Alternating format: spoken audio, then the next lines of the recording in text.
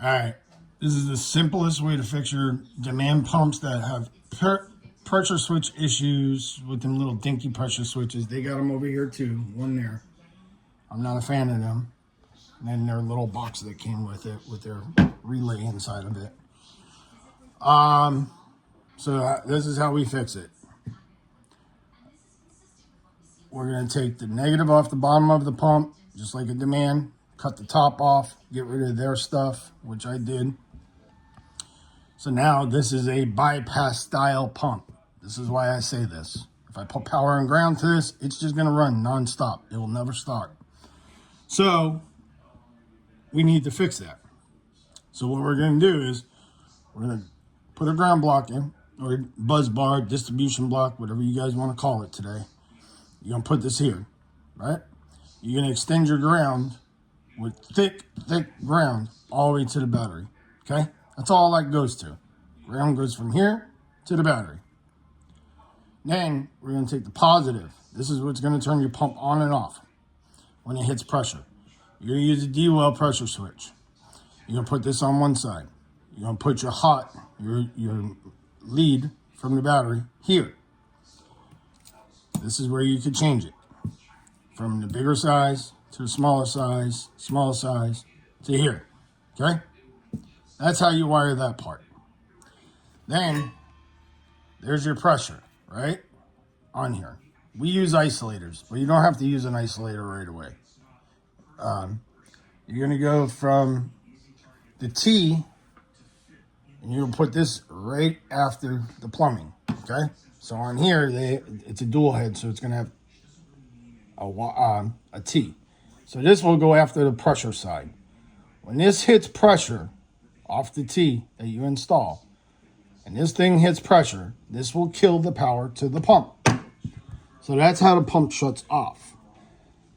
You have to pressure gauge your systems. Yes, we use relays, not relays, we use solenoids,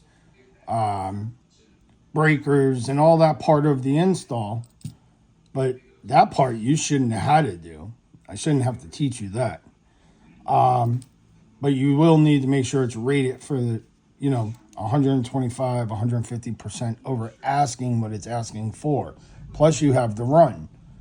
So I'm telling you guys, this is how I fixed all the 2410s, 24 volt, 10 gallons, and they ran for another year with no problems.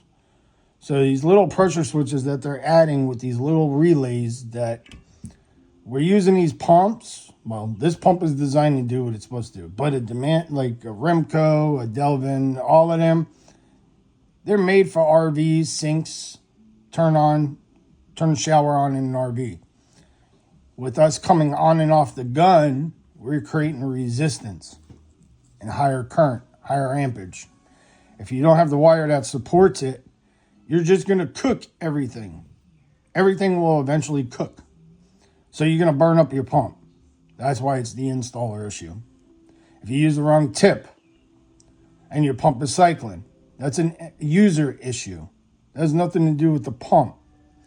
You guys are under wiring all these pumps, even 8-gallon-a-minute pressure washers with thin spaghetti wire running from the battery.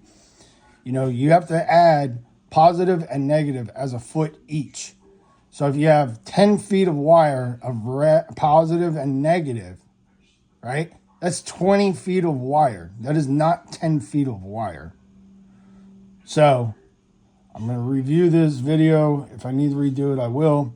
But like I said, I don't use thin wire, guys. I only use good wire. I only use what is needed. So I don't know if you ever guys mess with power probes, but power probes are pretty fun. You can find problems in 2 seconds with a power probe. That's a cheap one. I have an expensive one though. But that's how this works. Simple, easy, and never have a problem with a pump again. This is the problem.